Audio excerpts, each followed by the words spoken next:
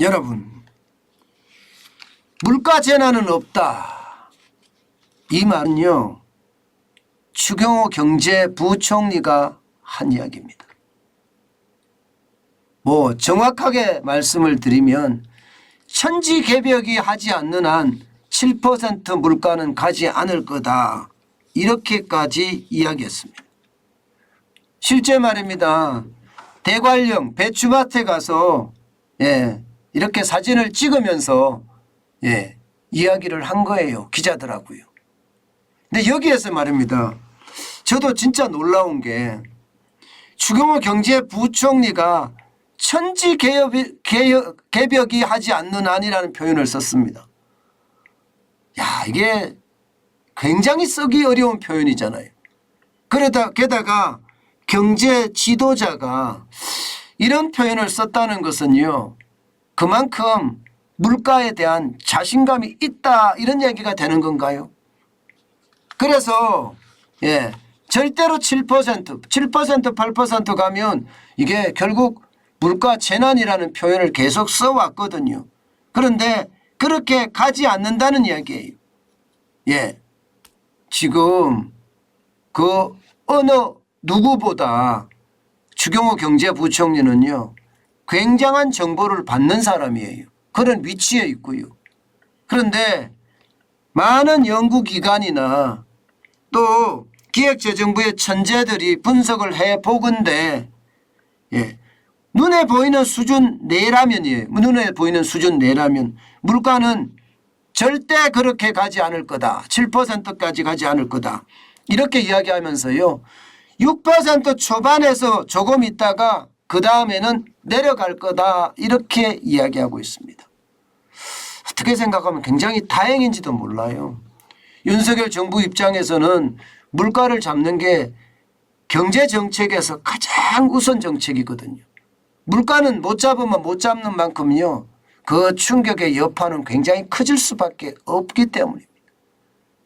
부동산처럼 말입니다. 전 국민에게 영향을 미치는 요소이기 때문에 물가는 그 어느 때보다 확실하게 잡아야 되는 거예요. 확실하게. 그런데 물가가 이제 이대로 가면 적어도 9월, 10월을 기점으로 하락을 할 수 있다. 7월에도 6.3%였지만 8월에도 6% 초반에 머물 거다. 이렇게 지금 이야기하고 있는 겁니다.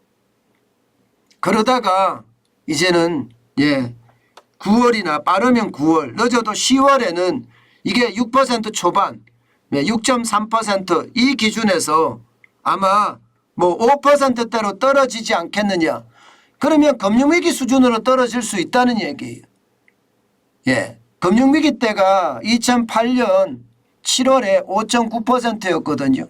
그러니까 외환위기 수준에서 이제 금융위기 수준으로 떨어진다 하고 이야기하고 있는 겁니다. 실제로 말입니다. 시장의 분위기는요, 물가가 좀 떨어진다 이렇게 나오고 있습니다. 여러분도 알다시피 전국 기름값 뭐 폭락이란 말이 어울릴까요? 아마 폭락이란 말이 어울릴 수도 있습니다. 왜냐하면 말입니다. 이게 많이 갈 때는 뭐 2,300원까지 갔잖아요. 2,300원까지 휘발유 값이 말입니다. 그런데 어제 기준이죠. 어제 기준으로 보면 1,759원까지 떨어졌습니다. 1,759원까지. 그러면 지난 6월 30일 기준으로 봤을 때 휘발유 값은요, 와우, 346.1원이 내렸습니다. 346.1원이. 물론 이게 전국 평균으로 했을 때 그렇게 내렸다는 이야기입니다. 2,300원, 2,400원 같은 것은 특정 지역에 물론 해당되기는 하지만 말입니다. 그래도 지금 기름값이 굉장히 많이 떨어졌죠. 지난 6월 30일에는요 2,144.9원이었거든요. 평균이. 그러면 거기에 비하면 엄청나게 내린 것도 사실입니다. 경유도 마찬가지입니다. 1,854원으로 휘발유 값보다 여전히 비싸기는 하지만 말입니다. 경유값도 내리고 있는 것도 사실이에요. 아마 앞으로 많이 내릴 거다 이렇게까지 이야기합니다. 당장 말입니다. 유류세 인하폭을 기존의 30%에서 37%까지 최대까지 유류세 인하폭을 늘렸고요. 게다가 국제유가가 지금 계속해서 떨어지는 모양새입니다. 그러다 보니까 여러분 보세요. 7월 16일부터 8월 12일까지 한 달 동안의 기름값을 보면 뭐 급전직하라고 하기엔 그렇지만 기울기가 굉장히 크죠. 굉장히 빠르게 지금 기름값이 떨어지고 있는 것도 사실입니다. 물론 올라가는 것도 있습니다. 굉장히 많이 올라가는 것도 있습니다. 보시는 것처럼 농산물 도매가격 상승률을 보면 무시무시합니다. 배추가 121.8%가 올라가고요. 무가 67.6%, 양파는 57.2%, 대파도 47.6%잖아요. 당근도 그렇고 감자도 그렇고 군고추도 그렇고 안 올라가는 게 없습니다. 안 올라가는 게. 그야말로 농산물 가격이 그야말로 일제히 오른다. 일제히 오른다. 뭐 이렇게 이야기할 수 있을 정도니까 말입니다.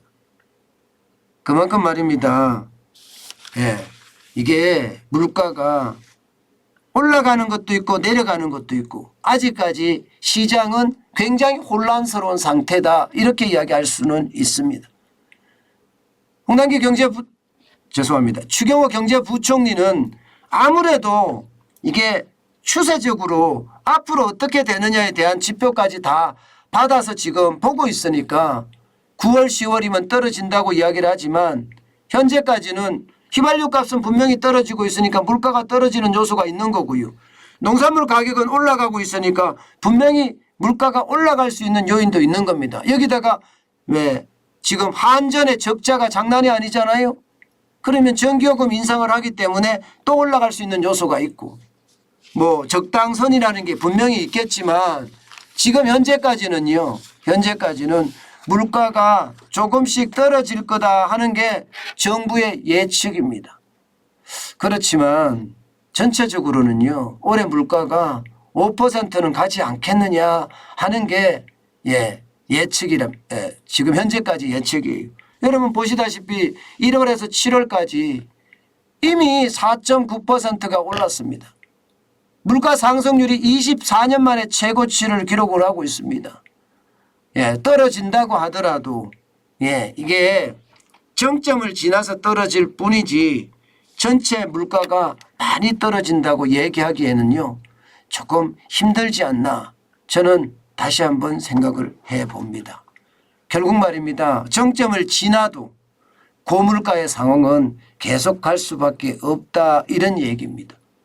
지금 이 그래프를 보면 말입니다. 1997년에 7.5%였잖아요. 금융위기 때는 4.7%였습니다. 지금도 4.9%라는 것은 결국 어느 정도 위기 끝에 서 있다. 물가는 고물가로 간다. 그렇지만 앞으로 향후에 물가가 좀 떨어질 거다 하는 게 현재까지 시장의 예측입니다. 다행이죠. 물가가 떨어진다는 것은요. 우리 삶이 점점 좋아지기 때문에 저는 굉장히 다행이라고 생각을 해요. 그만큼 말입니다. 먹고 살기 힘든데 물가까지 올라가면 도대체 어떻게 삽니까? 저는 물가가 떨어지는 것 어쩌면 빨리 와야 된다. 저는 그렇게 생각을 합니다. 그래야지 먹고 살기가 그나마 조금은 좋아지지 않을까 싶습니다.